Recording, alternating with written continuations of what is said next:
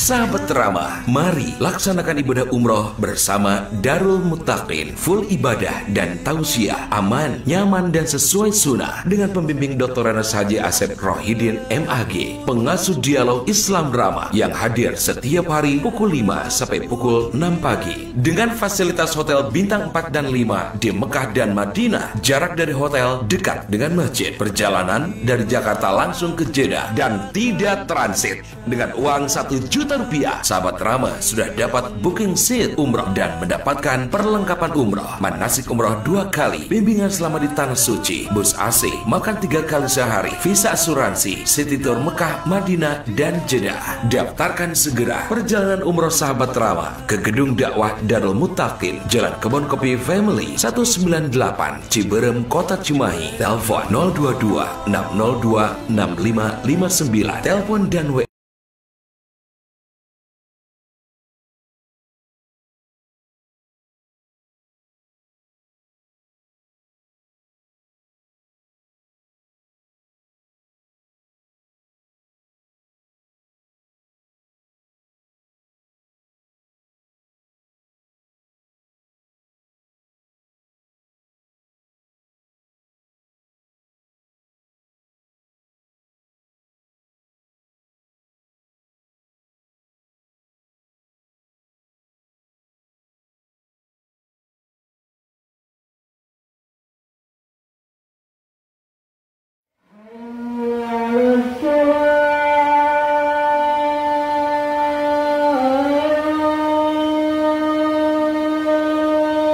Bismillahirrahmanirrahim. Alhamdulillah, jemaah yang Allah muliakan, saya Sepridin mohon izin menyampaikan update terkini proyek akhirat kita, pembangunan dan perluasan Masjid PP At-Taqwa Darul Muttaqin Jalan Kebon Kopi Family 198 Ciberem Kota Cimahi. Alhamdulillah, hari ini tepatnya hari Sabtu 25 Rajab 1446 Hijriah, Sabtu 25 di bulan Januari 2025. Alhamdulillah, Anda lihat nampak begitu indah, Masya Allah, indah, menawan, cantik, luar biasa, elegan dan modern. Sebagian masjid yang telah kita rehab sejak 2 tahun yang lalu. Untuk itu kami haturkan berjuta-juta terima kasih sebanyak-banyaknya kepada semua hamba Allah yang sejak 2 tahun yang lalu menitipkan rizkinya untuk melangsungkan rehabilitasi pembangunan Masjid PP At-Taqwa Darul Muttaqin. Namun proyek akhirat belum selesai, masih ada proyek-proyek lain yang mesti kita kerjakan. Pekan ini, tepatnya di tanggal 25 Januari 2025, insya Allah kita akan menyelesaikan. Anda lihat ini dia, ya, penampakan realnya pembangunan tempat buang air kecil untuk laki-laki sebanyak 4 kotak dan juga 3 tempat wudhu tambahan. Jangan malu karena kecil, jangan sayang karena besar. Sekecil apapun rezeki yang Anda titipkan untuk fisabilillah, Allah menyatakan wa ma indallahi baqin, pasti akan kekal pahalanya. Baitan fil jannah, Allah bahkan akan bersebuah istana di surga. Kami haturkan jazakumullah kasih, Allahumma sholli alaihim.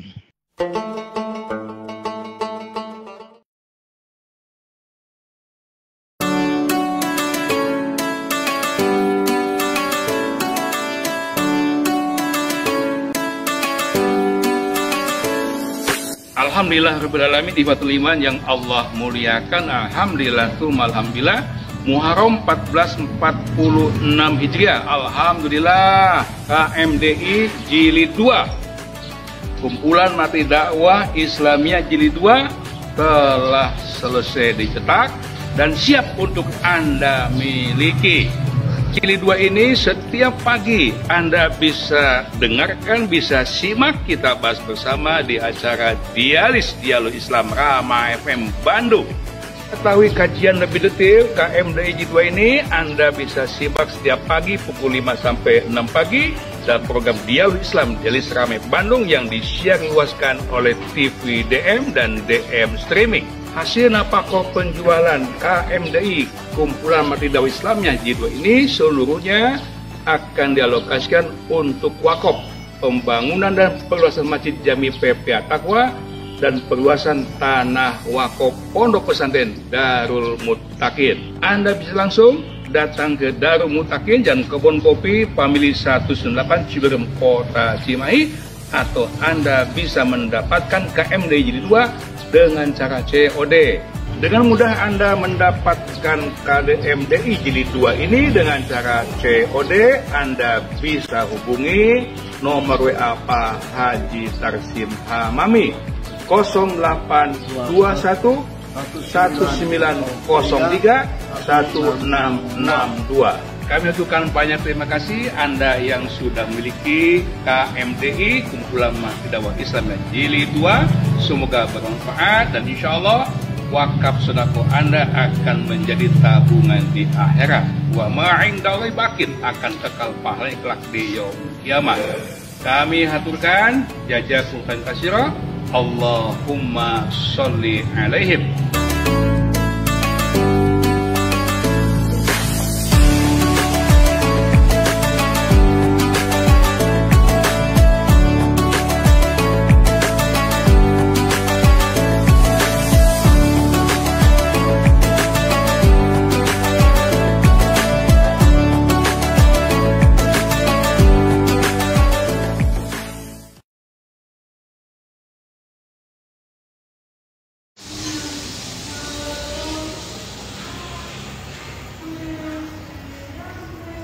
Bismillahirrahmanirrahim. Alhamdulillahirrahmanirrahim. Sahabat DM yang Allah muliakan, saya Asep Ridin tengah berada di Mimo Mibaso Ceker Jus di kawasan Jalan Tol Baros, Kota Cimahi. Masya Allah, tersedia menu komplit.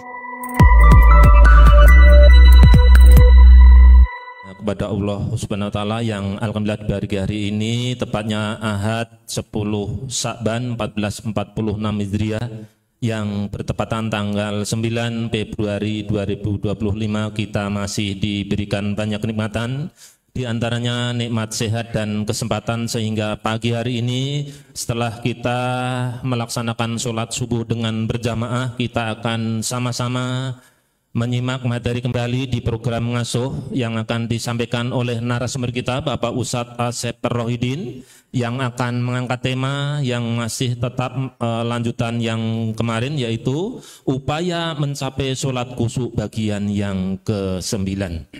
Baik Bapak Ibu, supaya waktu kita lebih efektif dan juga sahabat DM dimanapun berada, marilah kita simak sama-sama sampai pukul kurang lebih 1 jam ke depan. Mangga Ustaz. Bismillahirrahmanirrahim. Innal hamdalillah nahmaduhu wa nasta'inuhu wa nastaghfiruh wa na'udzu billahi min shururi anfusina wa min sayyiati a'malina, may yahdihillahu fala mudhillalah wa may yudlil fala hadiyalah. Asyhadu an la ilaha illallah wahdahu la syarikalah wa asyhadu anna Muhammadan abduhu wa rasuluh, amma ba'd. Alhamdulillah, summa alhamdulillah, jemaah yang Allah muliakan, yang memadati dan hadir di Masjid Jami PP Taqwa Darul Mutakin, Jalan Kebun Kopi Family 198 Ciberem Kota Cimahi. Alhamdulillah, wilujeng sumping, wilujeng linggih, jemaah sekalian yang ikut ngaji juga melalui media kita TV DM, baik Facebook DM streaming, ahlan wa sahlan, juga sangat bergabung. Alhamdulillah, dan izin Allah Azza wa Jalla, Ahad kali ini tepatnya di Ahad tanggal 10 bulan Sa'ban 1446 Hijriah, 9 Februari 2025. Saya Asep Ridin bersama Mas Broto dan juga para asatid di Darul Mutakin berkumpul bersama para jamaah memadati masjid kita ini. Kita akan lanjutkan kajian upaya mencapai sholat khusyuk. Ini udah bagian ke-9 ini. Yang naros Pak. Duika bagian sabara, ya tamatna. Jawabannya tamat mempelajari sholat khusyuk sampai kita mati. Tuh. Ya, baru dikatakan hatam, kita belajar sholat khusyuk sampai kita mati. Nggak ada hatamnya Pak, belajar sholat khusyuk. Saking pentingnya dan saking sulitnya. Terus setiap ahad ini akan kita kaji. Dan terus kita berupaya sedikit demi sedikit kita amalkan. Kali ini kita akan lanjutkan kajian tentang Nabi kita yang mulia Muhammad Rasulullah SAW dan khusyuk. Maksudnya kita akan jelaskan nanti beragam dalil, keterangan, bagaimana cara khusyuk dan sebagainya. Nampaknya sudah cukup ya, 8 kali pertemuan ke belakang kita kaji. Nah sekarang kita ingin melihat contoh real, ya, contoh langsung. Ya, seperti apakah suatu khusyuk yang dilakukan oleh Rasulullah Shallallahu Alaihi Wasallam. Dari situ kita akan ada gambaran nanti.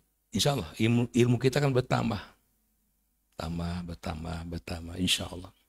Hingga akhirnya kalau kita sudah merasakan sholat fardu yang 5 waktu khususnya, sholat-sholat sunnah yang lainnya dikerjakan dengan khusyuk, maka saya yakin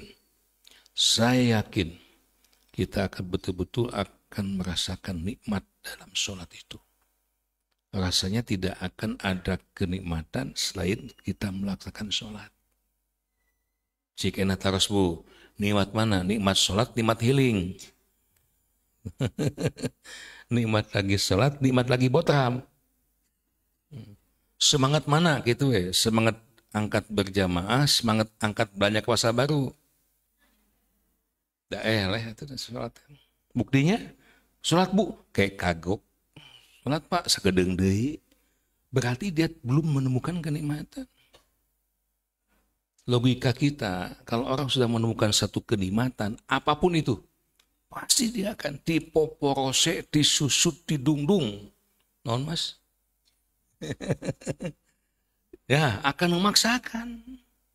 Ya, betul itu. Seorang yang sudah kecanduan olahraga misalnya, futsal, futsal saminggu teh, aduh cenah asa parotong suku teh, padahal teu. Bagi sibuknya, dia pasti akan menyempatkan olahraga. Ibu yang hobi karena seblak tah, ya, temangi seblak sapoe teh asa kumaha asa, gitu. Bibir teh asa hidung jenasa. Nah sekarang kita tujukan, bayangkan kalau kita sudah merasakan sholat itu nikmat. Sholat itu satu kenikmatan, sholat itu satu wahana untuk menjadikan hati kita tenang. Hadis yang lalu kita membaca Rasulullah SAW mengatakan kepada Bilal, radhiyallahu anhu, ya Bilal, istirahatkanlah aku segala adan. Tuh. Jadi istirahatnya Nabi itu adalah sholat. Ya. Cik bu, ibu ke istirahat merasa istirahat atau merasa dudag-dudag, merasa ripuh. Cik kene asar maghrib deui cenah Mas Proto teh adan teh kumaha kencang-kencang deui, kan begitu kita. Bukannya di Arab-Arab malah salahkan muadzin gancang deui cenah adan teh. Nggak salah itu cenah itu waktu teh manyang isya deui gitu. Yang teh salah tuh waktu mah tuh. Nah, insyaallah dan mengkaji upaya sholat khusyuk setiap hari Ahad di DM ini mudah-mudahan nyai berai. Saya kasih tahu hakikatnya hidayah, taufik wal hidayah, au hidayah wa taufik, yang bisa menjadikan kita mendapatkan sholat khusyuk. Sholat khusyuk itu hakikatnya rahmat dari Allah, Pak. Nggak bisa dipaksakan. Kalaupun seorang ulama, kiai dan sebagainya, ilmunya udah dalam, wallahu alam, apakah udah khusus sholatnya? Belum tentu. Kehusuan itu hakikatnya rahmat dari Allah. Cuma kita harus berusaha untuk mempelajarinya. Baik, kita mulai. Ini fotokopinya sebetulnya ini ada 4 kali 4, 16 halaman, 4 kali 8, 32 halaman ini. Ini baru 4 halaman. Ku Isman di kopi 4 halaman ini. Lembak teh mayarna ini. Karunya benahara ya.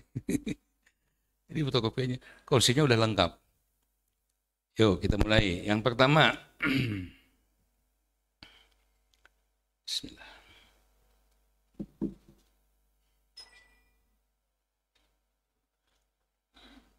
Nah, ini bocorannya ya. Kita lihat Nabi Muhammad Shallallahu Alaihi Wasallam dengan kehusuan. Satu, menggendong bayi. Dia akan kita pelajari sekali lagi. Ini kehusuan Rasulullah Sallallahu Alaihi Wasallam dalam sholat secara real yang telah beliau lakukan. Seperti apa gambarannya? Satu, menggendong bayi. Itu. Nanti penjelasan di belakang. Dua, memperlama sujud karena dinaiki cucu. Tiga, mempercepat sholat mendengar tangis bayi. Tiga, empat, mencegah orang lewat di tengahnya. Lima, membunuh kalajengking dan ular. Ini fotokopi yang Bapak terima, ini baru sampai 2 ya, nggak apa-apa. Dilupain lagi di talar ya. Kita lihat, kok khusus menggendong bayi? Ini hadisnya. Hadis Sahih Muslim. An Abi Qatadah radhiyallahu anhu anna Rasulullah sallallahu alaihi wasallam. Anna Rasulullah kana yusolli wa huwa hamilun Umamah binta Zainab binti Rasulillahi sallallahu alaihi wasallam. Abu Qatadah menceritakan Rasulullah SAW pernah melakukan sholat sambil menggendong Umamah binti Zainab binti Rasulillah. Jadi Umamah ini putrinya Zainab. Zainab putrinya Rasul Kanjeng Nabi, maka Umamah teh naon tah? Hincu. Sambil menggendong. Nah ngahulang itu kumaha itu husu teh kok menggendong bayi. Ingat pada pemahaman dulu bahwa husu itu urusan hati kita dengan Allah. Kan dibolak-balik we. Husu bukan berarti tidak sadar, husu bukan berarti rengit nyocok itu karasa. Itu pokoknya husu itu betul-betul konsen, bahkan tidak ingat apapun. Eta bukan husu, eta jalmi anu nuju pingsan itu. Jadi riwayat yang cerita-cerita yang mengatakan bahwa ya kalau orang husu mah kalaupun ada rengit nyocok segala macam kayak ular ge cicing we cenah gitu, itu bukan husu. Husu itu orang yang sadar. Orang yang zikrullah. Orang yang zikrullah itu orang yang ingat kepada Allah. Bukan orang yang tidak sadar. Rasulullah SAW menggendong bayi, yakni Usamah binti Zainab binti Rasulillah sedang sholat. Pada sholat beliau, ya pastilah tidak ada sholat yang paling khusyuk kecuali beliau sendiri. Jadi artinya, kalaupun sedang menggendong bayi, ini jadi beberapa dalil. Pertama, boleh sholat menggendong bayi. Bukan berarti ngahaja ngasuh budak bagi sholat. Karena kan ini budak teh, Allahu Akbar, cicing, bismillah, cicing. Bukan begitu. Di dalam kondisi-kondisi tertentu yang sangat-sangat darurat, misalnya, kalau bayi disimpan di handap bisi ngakonang ke jalan, tukang dendi itu, yo jalan kayak mangku kumaha kayak, ya gendong saja. Nah, sekarang dia Mekah Madinah ini seringkali bayi-bayi itu pakai ini bu, pakai spiral yang elastis, Italian ada panjang. Ngorang antap kene kenyetkeun nggih Allahu Akbar. Ini contohnya. Yang penting konsen hati kita ya tetap tertuju pada Allah. Anta budallah ka annaka tarahu wa illan takun tarahu wa innahu yaraka. Jemaah sekalian Allah muliakan, ini yang pertama ini. Jadi satu disimpulkan boleh sholat sambil menggendong bayi dalam kondisi-kondisi tertentu. Bukan berarti boleh sholat bayi ngasuh. Yang kedua, kekhusyuan itu jangan terganggu. Kalaupun kita gendong bayi. Itu baik, satu. Pada hadis yang lain, hadis Muslim, nah gimana caranya sholat menggendong bayi? Nih, masih di Abi Qatadah. An Abi Qatadah Al-Ansari. Ada sini? Ada halaman 2. Qala ra'aitun nabiyya sallallahu alaihi wasallam ya ummun nas, kata Abu Qatadah, aku pernah melihat Nabi sallallahu alaihi wasallam mengimami orang banyak. Wa Umamah bintu Abil As wa ya ibnatu Zainab binti Nabi sallallahu alaihi wasallam, sementara sedang mengimami Umamah, cucu Nabi tadi, binti Abil As yang juga putri perempuan dari putri beliau, yakni Zainab, berada dalam gendongannya. Tuh, ya. Fa idza raka'a doa. Wa idza rafa'a minas sujud a'adah. Jadi caranya adalah apabila beliau Rasulullah sallallahu alaihi wasallam ruku, bayi tersebut diletakkannya. Digendong nih. Pada ruku disimpan di handap. Tong dialungkeun kan deh. Budak teh incu diletakkannya. Wa idza rafa'a minas sujud a'adaha, dan apabila bangun dari sujud mau ke rakaat kedua misalnya digendong lagi. Paham enggak? Mau ruku simpan buku, sujud, duduk sujud, mau bangkit gendong lagi. Eta teh keur salat. Hadis sahih Muslim dari Abi Qatadah Al-Ansari. Jadi tidak ada alasan tidak khusyuk karena aya budak. Daripada orang sholat pernah incu tak ke letikin budak dah simpen dia bawa incu yang ngajar bawa incu bawa sholat. Allahu Akbar, budak teh kakuping suarana muka panto da deg-degan hati pak. Alah kumaha mun keluar, kumaha mun aya motor setan teh tuh gitu. Baik gendong aja. Ya, kekhawatiran kepada anak yang akan mengganggu kehusuan itu hilang. Terus Pak, sekali lagi, kalau anak itu ditinggalkan, gak bisa ngoronang budak teh. Kita sholat, tapi si kieu panun kayaknya budak masih gitu. Justru itu akan mengganggu keusuhan. Nggak saya gendong. Nanti pemandangan ini di Mekah Madinah udah biasa itu. Simpen di harapan begitu. Pas bangkit gendong lagi, itu udah biasa. Ternyata kita baca ini ada riwayatnya. 2. Memperlama sujud karena dinaiki cucu. Nah, ini lagi kasusnya. Anshaddad Laits, dari Shaddad Al-Laitsi radhiyallahu anhu, beliau berkata, kharaja alaina Rasulullah sallallahu alaihi wasallam fi ihda salatil asyi ad-dhuhr aw ashr. Rasulullah sallallahu alaihi wasallam keluar untuk sholat siang. Waktu itu entah duhur atau asar. Wa huwa hamilun Hasanin aw Husainin. Sambil menggendong cucunya entah Husain atau Hasan. Maka fataqaddama an-nabiyyu sallallahu alaihi wasallam fa wada'ahu. Maka apa yang beliau lakukan? Dia sambil menggendong cucunya, kemudian mana ada hadisnya ada? Halaman 3 dan 4. Ya. Nah, ketika Rasulullah Shallallahu Alaihi Wasallam sedang sujud, nah ya malam anak kecil, beliau naik ke punggungnya, dan ketika aku bangun, aku melihat ketika sujud beliau melakukannya panjang sekali.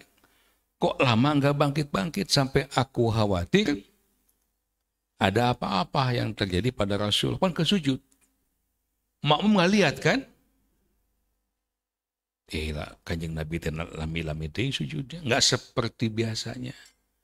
Pas aku bangun, ya ketika Rasul memanjangkan sujudnya, Fasolla fasajada baina dhuhra sholati sajadan atolaha. Ternyata aku lihat di punggung Nabi Shallallahu Alaihi Wasallam ada cucunya, itu Husain atau Hasan. Maka ketika Rasulullah sholat selesai, falamma qada Rasulullah sallallahu alaihi wasallam qala, selesai sholat dia berkata kepada sahabat, menjelaskan, ya, qala nas, maaf, jemaah bertanya, sahabat punya, Rasulullah, wahai Rasulullah sallallahu alaihi wasallam, Anda sujud lama sekali hingga kami mengira sesuatu telah terjadi atau turun wahyu. Kan begitu. Wahyu itu kadang-kadang turun seketika. Ya, hatta dhananna annahu qad hadasa amrun aw annahu yuha ilaika. Kenapa lama-lama banget ya Rasulullah disujud? Aku menyangka ada sesuatu yang terjadi atau turun wahyu kepadamu. Nah ini. Kemudian beliau menjawab, ya, kullu dzalika lam yakun. Enggak ada apa-apa kok. Enggak turun wahyu, enggak terjadi apa-apa. Walakin nabni irtahalani. Bakar itu an a'ajjilahu hatta yakdiya hajatahu. Incu naik karena tongong. Ya. Dia bermain di atas tunggungku dan aku sengaja memperlamakan sujud, ya, supaya cucuku puas bermain di atas punggungku. Tuh. Lagi-lagi hadis ini pun menjelaskan bahwa ternyata kalaupun kita sholat dalam situasi kondisi apapun tidak boleh mengganggu kehusuan. Itu untuk sholat kompor pareman memang bagus ya, TV matiin, HP di off, pantau dikunci, jendela goreng tutup kabeh, yang husuk, Allahu Akbar di kamar. Dikiranya setan nggak bisa masuk nembus pintu, ya bisa lah. Jadi jangan terlalu over ingin mempersiapkan husuk, sementara hati yang pokok yang bisa menjadikan kita husuk. Saya ulangi, khusyuk itu urusan hati. Kemana wae? Itu. Rasulullah SAW sendiri, ya kita masalah Nabi. Iya Nabi memang betul beda sama kita. Ya keimanannya luar biasa. Tapi kita pun belajar di sholat Nabi SAW. Dalam situasi kondisi apapun tetap kita harus khusyuk. yakni hati kita tetap terkait dengan Allah Azza wa Jalla.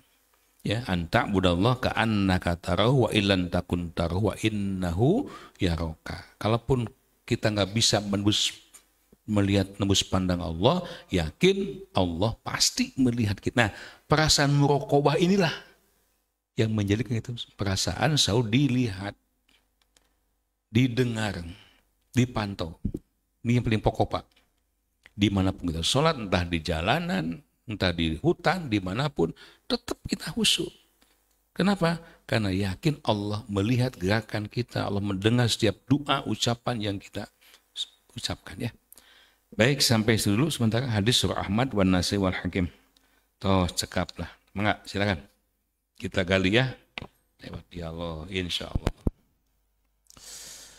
Baik, Bapak Ibu, alhamdulillah kita sudah sama-sama menyimak materi yang disampaikan oleh narasumber kita, Bapak Ustadz Asep Rohidin di program Ngasuh ini. Maka tentunya kesempatan berikutnya kami berikan untuk menyampaikan pertanyaannya, terutama untuk Bapak Ibu yang hadir terlebih dahulu.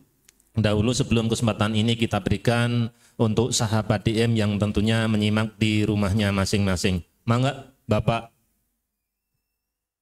Enggak. Siapa dulu? Bismillahirrahmanirrahim. Assalamualaikum warahmatullahi wabarakatuh. Waalaikumsalam warahmatullahi wabarakatuh. Setelah saya membaca dan mempelajari risalah mengenai kesyukuran sholat, ya, dari ke bab 1 sampai sekarang ke-9, Pak Ustadz. Alhamdulillah. Yang saya sulit lakukan ialah melawan godaan setan, Pak Ustadz. Karena setan itu mengganggu saya dari kanan, kiri, dan depan dan belakang. Sehingga saya selalu gagal fokus untuk mendapatkan kehusyuan. Selanjutnya saya mencari doa untuk berlindung dari setan, Pak Ustadz. Saya menemukan dari surat Al-Mu'minun, surat ke-23 ayat 97 dan 98. Robi ajubika min hamasiti syaitin wajubka Robi an yahdudun. Ya Tuhanku, aku berlindung pada Engkau dari bisikan-bisikan setan, dan aku berlindung pula kepadamu dari didatangkan karena kedatangan mereka kepadaku. Nah, pertanyaannya Pak Ustadz, jadi bid'ah enggak Pak Ustadz kalau awal sholat membacakan doa? Karena sepengetahuan saya yang minim pengetahuan agamanya, kalau sholat itu diawali dengan takbir aja gitu. Itu pertanyaan saya Pak aja. Assalamualaikum warahmatullahi wabarakatuh. Waalaikumsalam warahmatullahi wabarakatuh. Pertanyaannya singkat ya. Narasinya bagus nih. Pertanyaannya, gimana kalau sebelum sholat membaca atau berdoa berlindung pada dari setan? Itu kan pertanyaannya? Nah, sebelum saya jawab itu, memang iblis itu sudah mengadakan negosiasi dengan Allah Azza wa Jalla. Ayatnya lengkap sekali. Misalnya Al-A'raf surah 7 ayat 16. Qala, a'udzubillahi minasyaitonir rajim. Qala, fabima aghwaytani la aqudanna lahum syiratakal mustaqim. Ini sesumber iblis. Ya. Karena Engkau ya Allah telah menghukum saya tersesat itu dan finnar nanti selama-lamanya di neraka, maka aku akan benar-benar menghalang-halangi mereka. Itu kita semua dari jalan yang lurus.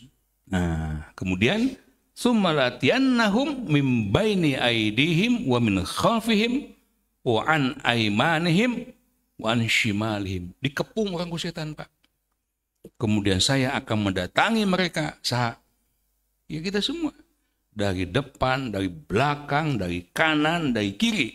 Allahu Akbar. Pada siang lalu kita baca, kenapa harus merapatkan saf? Ketika komat udah selesai, ada yang dikemenangkan lompat, siun, balik lagi komat lompat. Pas mulai sholat, tapi setan datang. Melewati celah-celah itu. Sambil melewati celah-celah kos itu, setan tepak membisikkan sesuatu. Sok, inget weh. Aduh, ngagoes kayaknya. Nah, kemana? Dan yang dibisik oleh setan itu, dia paham. Ini canggihnya setan. Dia paham apa keperluan orang itu saat itu. Allahu Akbar. Ini nih. Ya, al-ayah. Maka itu, apa yang mesti kita lakukan ketika sholat? Sampai muncul pertanyaan itu, apakah boleh sebelum sholat kita berlindung kepada dari setan? Ya, bukan masalah boleh dan tidak bolehnya. Mudah contohnya.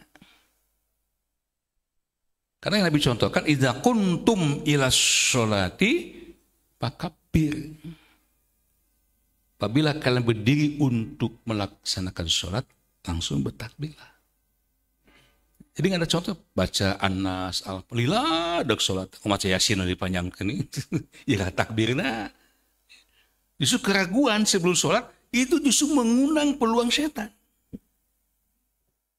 Maka ketika sholat, yakinilah bahwa kita akan sholat, yakini bahwa kita ini akan sholat, akan menghadap Allah. Nah, penuh keyakinan. Dan keyakinan itu refleksikan dengan langsung bertakbir. Oke lah, doa panjang, setan sedang ganggu. Justru itu setan sedang mengganggu kita. Memalingkan sholat kita sebelum sholat. Terlebih hal seperti itu Nabi tenyontohan sakit itu, Pak. Apa ya? Ya, baik. Bagus sebenarnya. Lanjut. Mangga selanjutnya. Untuk ibu-ibunya, mangga.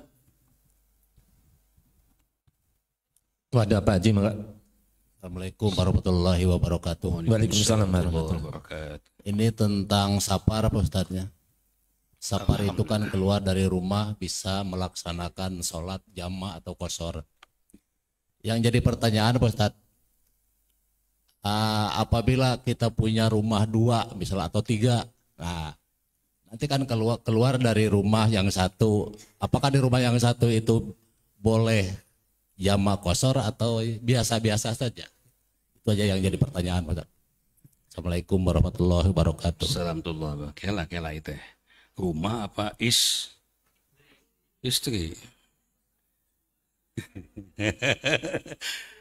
Punten Pak. Ngahaja. Rasulullah SAW isinya 9.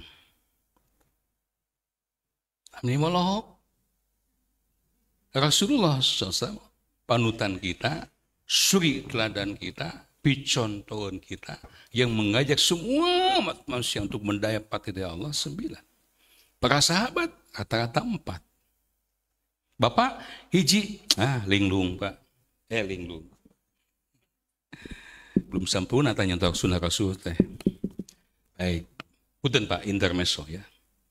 Kembali kepada ayat Al-Quran An-Nisa ayat 101.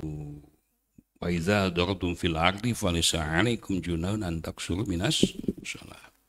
Apabila kalian bepergian di atas bumi, maka tidak mengapa kalian mengqashar salat kalian.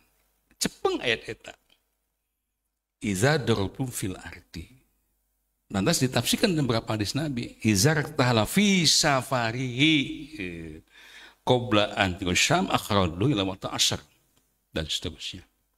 Ya adanya rusuh kita melaksanakan sholat dengan cara dikosor atau jamaah kosor apabila keluar dari rumah dalam satu perjalanan. Harusna ma'an Nabi SAW mina Madinati ila Makkah. Kami kata para sahabat telah keluar dari Madinah ke Mekah, yakni untuk melaksanakan haji wada selama 19 hari. Rasulullah terus mengkosor sholatnya sampai hatta roja'na ilal Madinah, sampai kami kembali lagi ke kampung halaman Madinah. Selama kita berangkat di rumah itu udah sabar, sampai di tujuan itu pun sabar. Kepulangan kendaraan di perjalanan itu sabar. Pulang umroh nih sampai Jakarta sabar, terus di Mimokene sabar kene sampai ke sini baru.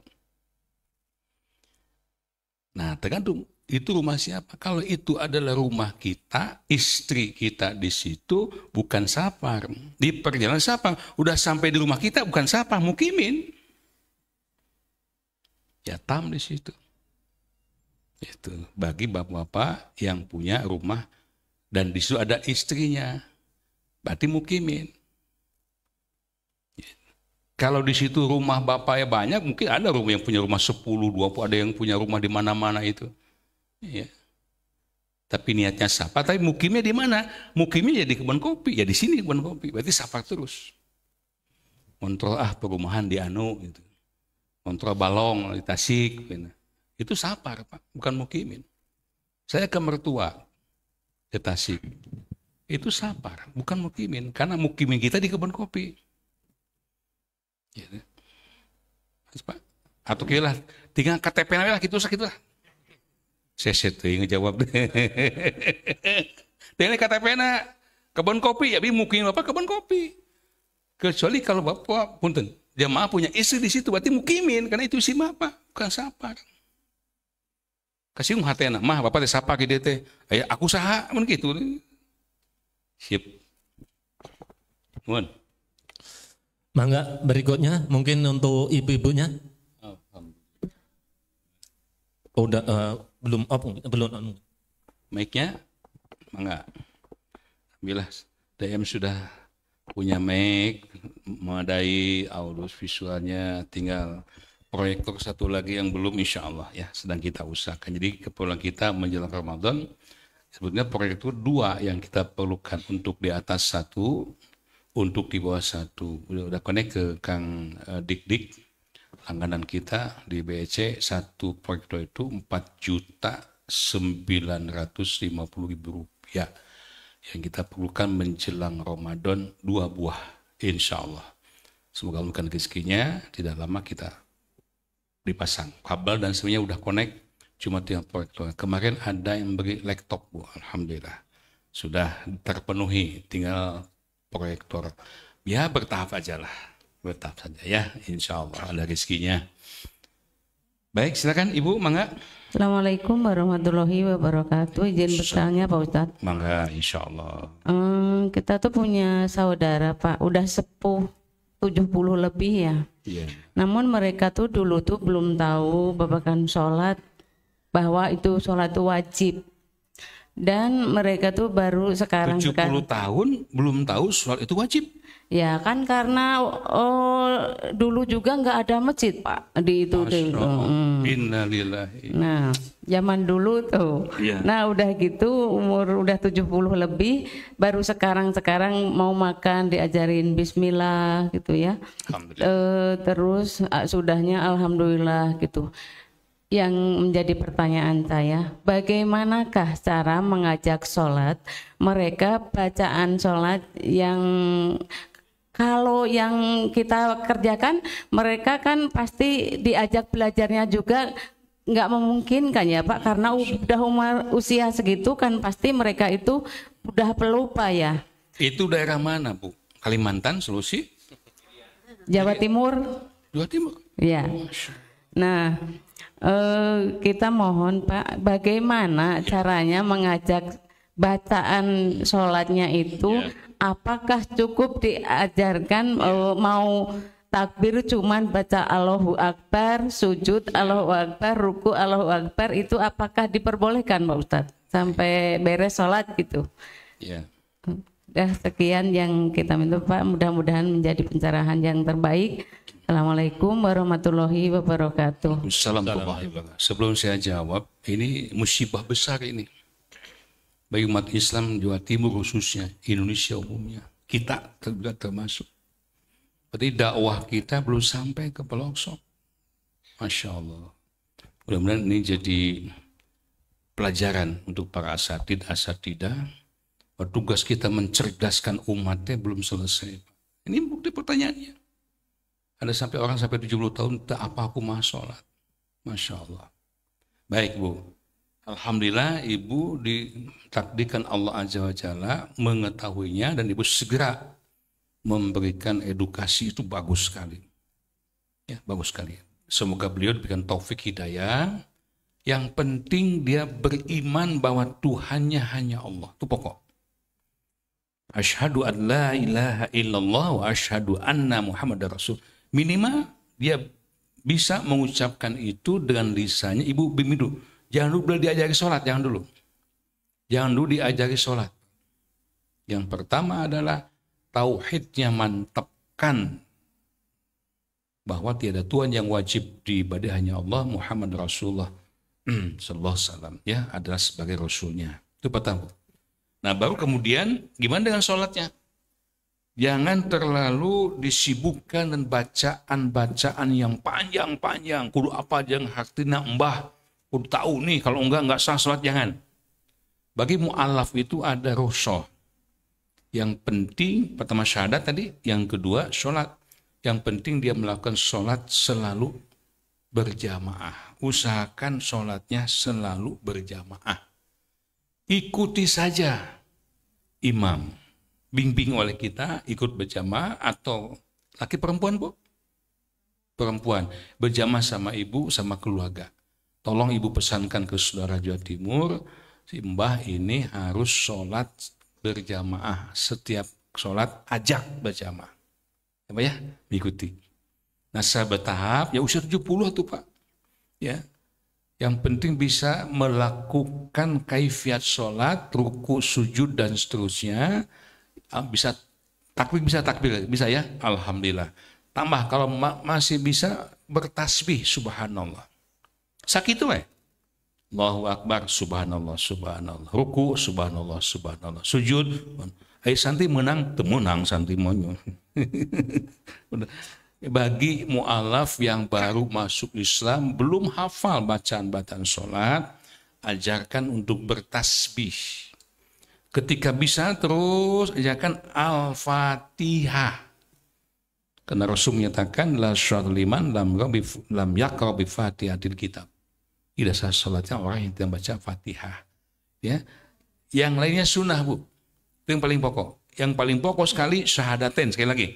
Bimbing supaya bersyahadat terus, bertauhid kepada Allah, itu yang akan menjadikan semua manusia masuk ke dalam surga adalah bersyahadat, bertauhid. Yang kedua, bimbing sholat selalu berjamaah. Ya, mudah-mudahan beliau berikan kemudahan untuk belajar. Bagi Allah tidak ada istilah terlambat untuk taubat.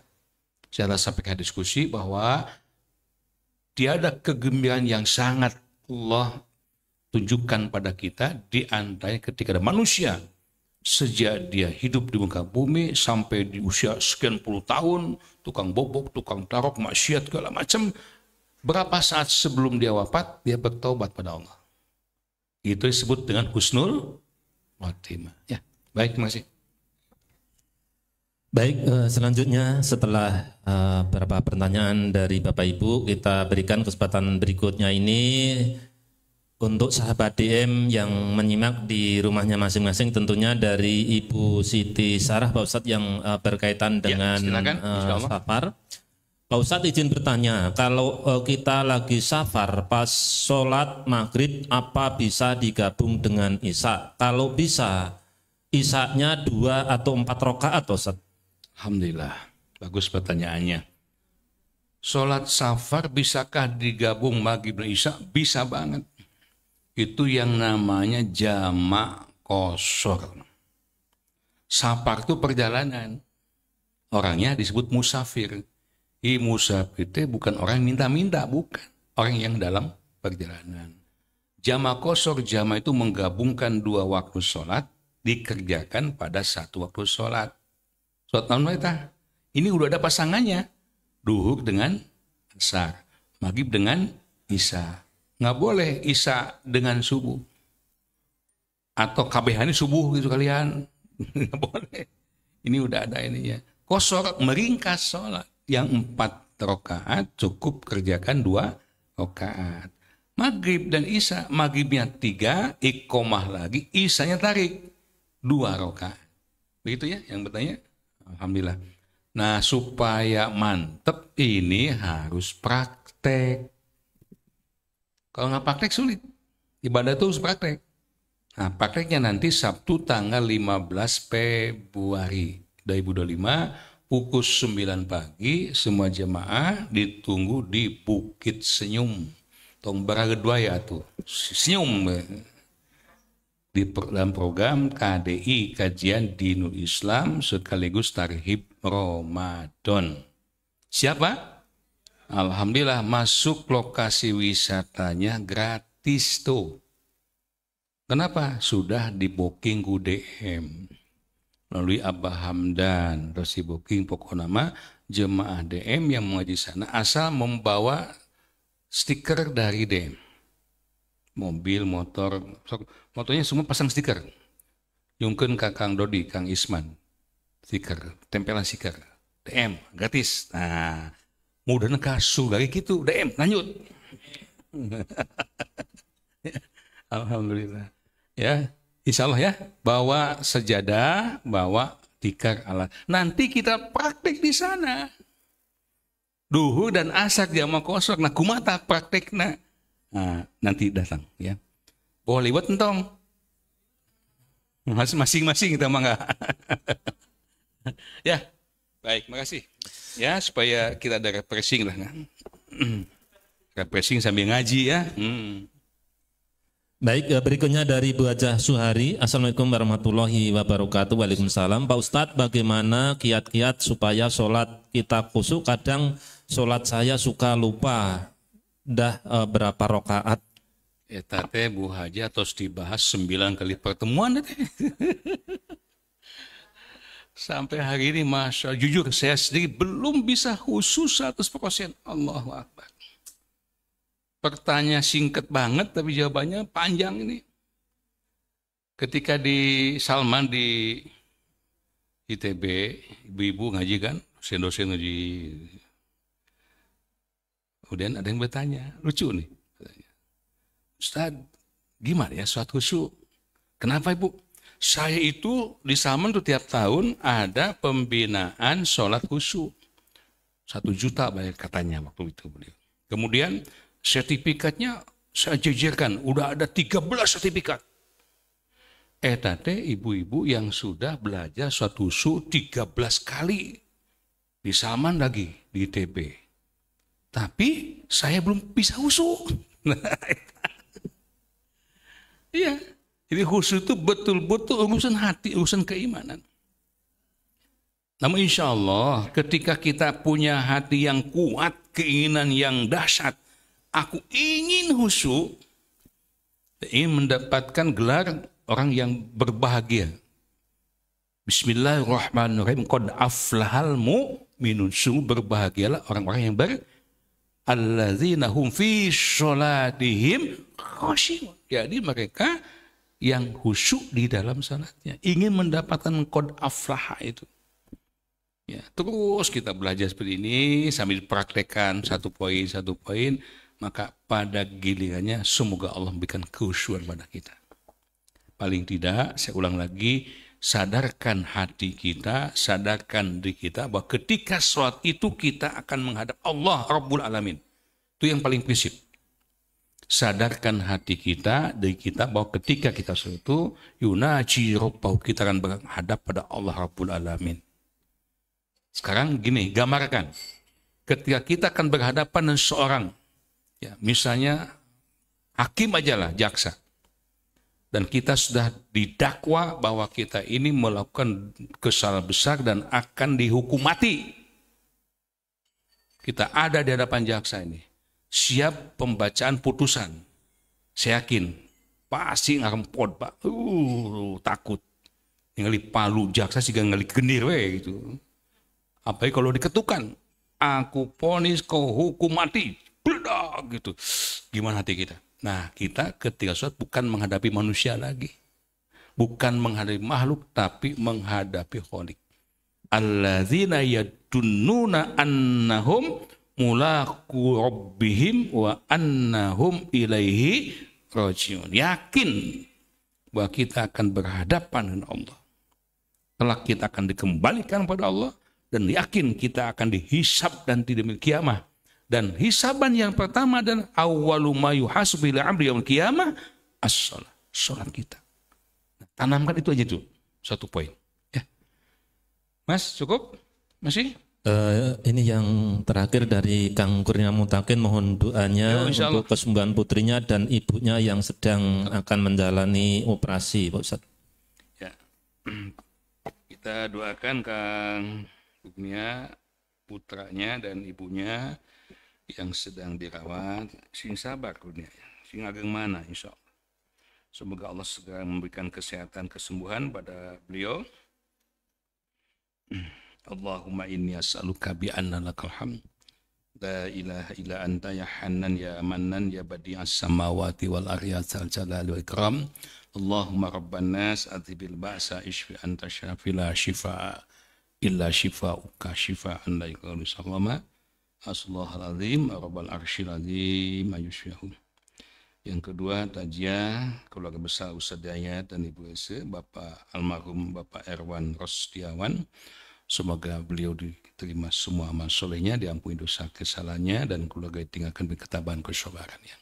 Inna lillahi wa inna ilaihi raji'un. Allahumma ighfir lahu warhamhu wa'afi wa'fu anhu wa akrim nuzulahu wa wasi' madkhalahu warsilhu bil ma'i wasalji wal barad wa naqhi min khataya kama yunqas sawbul abyadu min ad-danas wa abdihu dan kharam min darihi wa ahlan kharam min ahlihi wa jaudah min jauji wa fitnatan wa azaban nar. Amin ya rabbal alamin. Baik, terima kasih Mas. Mungkin sudah cukup, Pak Ustaz. Cukup ya. Alhamdulillah, ini belum selesai. Terima ahlan wasalan. Terima kasih Bu Hajah Aisyah di Bekasi, ada Pak Nadir di Bahrul Ulum, Masya Allah. Cigintung, bunga anggrek ini di Sumedang, Ibu Seroja, Sasak Batu, dan juga yang lainnya, Kang Iwan Setiawan. Alhamdulillah, terima kasih. Bapak Ibu yang rahimakumullah, yang pertama pengumuman tarhib Ramadan udah jelas ya, jadi tidak akan ketemu Sabtu lagi. Sekarang kan Ahad, berarti 5 hari lagi. Siap-siap. Dikondisikan keberangkatan di tempat masing-masing, dari di Sukabumi, Pelabuhan Ratu, Cianjur, yang di Tasik, Garut, dan sebagainya. Insya Allah acara dimulai pukul 9 pagi. Dan kepada tim panitia mohon segera memasang nanti 1-2 hari minus sebelum pelaksanaan petunjuk arah. Ya, seperti biasa, petunjuk arah tolong nanti. Dan ini semua kita niati semata-mata untuk ngaji dan juga untuk merekrut ukhuwah Islamiyah. Dan alhamdulillah jemaah bisa free untuk masuk ke lokasi asal membawa identitas dari DM atau stiker. Yang kedua, keperluan kita saat ini kita lanjutkan, insya Allah kita menjelang Ramadan, toilet yang udah disiapkan insya Allah selesai bentar lagi. Untuk ibu-ibu iktikaf di lantai 2 sudah siap, insya Allah. Nah, tinggal apa itu tadi, proyektor. Kita perlu 2 unit, per unitnya Rp4.950.000. Untuk 5 juta ente. Untuk 5 juta, Rp4.950.000. Tadi kirangan di langkungan sakit tuh dengan telepon datang ke sini, insya Allah. Dan taharus binimah, alhamdulillah, summa alhamdulillah, jemaah umroh yang akan berangkat awal Ramadan sudah full 40 jamaah. Alhamdulillah. Jemaah yang belum berangkat umroh atau ingin umroh kembali, silakan request dari sekarang untuk keberangkatan bulan Juni. Udah ada yang mulai ngisi, alhamdulillah ya. Mohon doa semoga lancar, sehat semuanya, dan bisa kembali dalam keadaan sehat meraih ibadah umroh seperti ibadah haji bersama Nabi Shallallahu Alaihi Wasallam. Yang belum berangkat kami doakan semoga Allah sedang memanggil Pak Ibu untuk berangkat umroh bersama kami ya, insya Allah. Sekian kiranya, terima kasih infak wakaf sodakonya, dan ibu-ibu jemaah yang telah berusaha menyiapkan konsumsi, masya Allah luar biasa. Jazakumullah khairan sholih alaihim. Allahumma anfa'na bima 'allamtana wa 'allimna ma yanfa'una warzuqna ilman yanfa'una. Amin ya rabbal alamin. Walhamdulillah. Alamin. Assalamualaikum warahmatullahi wabarakatuh. Waalaikumsalam warahmatullahi wabarakatuh. Baik, terima kasih kepada narasumber kita Bapak Ustadz Asep Rohidin yang pada kesempatan pagi hari ini telah menyampaikan ilmunya di program Ngasuh. Semoga apa yang beliau sampaikan menjadi ilmu yang bermanfaat. Dan juga terima kasih untuk Bapak Ibu semuanya yang telah memadati Masjid Jami PP At-Taqwa dan juga sahabat DM dimanapun berada. Terima kasih mungkin sudah bisa mengikuti dari awal sampai akhir, bahkan telah menyampaikan pertanyaannya. Semoga kita diberikan kesehatan sehingga kita akan berjumpa lagi di Ahad yang akan datang. Baik, selamat beraktivitas. Kita akhiri alhamdulillahirabbil alamin. Subhanaka Allahumma wa bihamdika asyhadu alla ilaha illa anta astaghfiruka wa atubu ilaik. Assalamualaikum warahmatullahi wabarakatuh.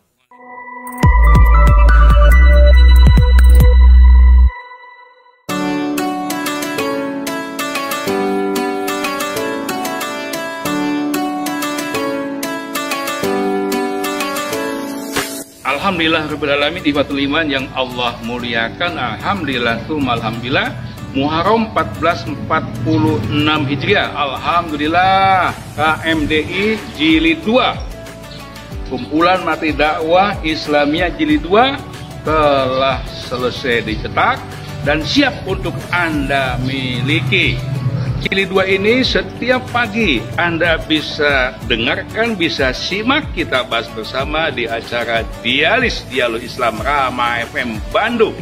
Ketahui kajian lebih detail KMDI Jilid 2 ini Anda bisa simak setiap pagi pukul 5 sampai 6 pagi dan program Dialog Islam Dialog Rama Bandung yang disiar luaskan oleh TV DM dan DM Streaming. hasil nafkah penjualan KMDI Kumpulan Majelis Dakwah Islamiyah Jilid 2 ini seluruhnya akan dialokasikan untuk wakaf, pembangunan dan perluasan Masjid Jami PPA Taqwa dan perluasan tanah wakaf Pondok Pesantren Darul Muttaqin. Anda bisa langsung datang ke Darul Muttaqin dan Kebun Kopi Family 198 Ciberem Kota Cimahi, atau Anda bisa mendapatkan KMD Jilid 2 dengan cara COD. Dengan mudah Anda mendapatkan KMDI Jilid 2 ini dengan cara COD. Anda bisa hubungi nomor WA Pak Haji Tarsim Hamami 0821 1903 1662. Kami ucapkan banyak terima kasih Anda yang sudah memiliki KMDI Kumpulan Majelis Dakwah Islamiyah Jilid 2. Semoga bermanfaat dan insya Allah wakaf sedekah Anda akan menjadi tabungan di akhirat. Wa ma indallahi baqin, akan kekal pahala kelak di yaumul kiamah. Kami haturkan jazakumullahu khairan. Allahumma sholli alaihim.